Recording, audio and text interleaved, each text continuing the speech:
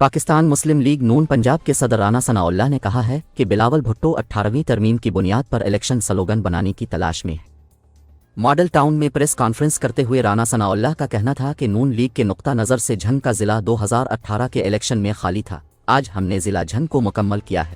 آج کچھ افراد کا باضابطہ طور پر مسلم لیگ نون میں شمولیت کا اعلان کیا جا رہا ہے۔ رانا ثناءاللہ نے بتایا کہ NA 110 سے مولانا آصف معاویہ، بابر سیال، PP 125 سے محترمہ نیلم سیال، PP 129 سے خالد غنی، PP 131 سے فیصل حیات جبانہ، PP 267 سے رئیس محمد ابراہیم، N 189 سے سردار ریاض خان اور PP 297 سے دوست محمد خان مزاری مسلم لیگ نون میں شامل ہو گئے ہیں۔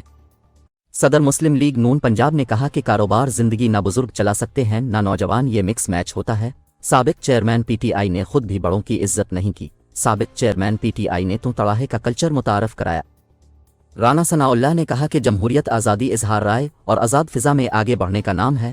ہم نے برے حالات کا جرات مندی سے سامنا کیا ہے، ہم مشکل حالات سے نکل کر بہتر حالات کی جانب پیش قدمی کر رہے ہیں۔ 21 اکتوبر کو نواز شریف نے یہ عہد کیا ہے کہ ملک کو بحران سے نکالیں گے۔ رہنما مسلم لیگ نون نے کہا کہ ہم نے پہلے بھی ملک کو ایسے بحرانوں سے نکالا ہے۔ نواز شریف ملک کے 3 بار وزیر اعظم رہ چکے ہیں۔ نواز شریف وہ واحد شخصیت ہے جو ملک کو بحرانوں سے نکال سکتے ہیں۔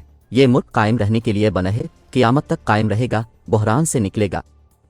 انہوں نے کہا کہ ہم تو بالکل 8 فروری کے الیکشن کے لیے تیار ہیں۔ گوہر خان کو چاہیے اپنی پارٹی کو الیکشن میں لے کر جائیں، 9 مئی کے مجرمان کو قانون کا سامنا کرنے دیں۔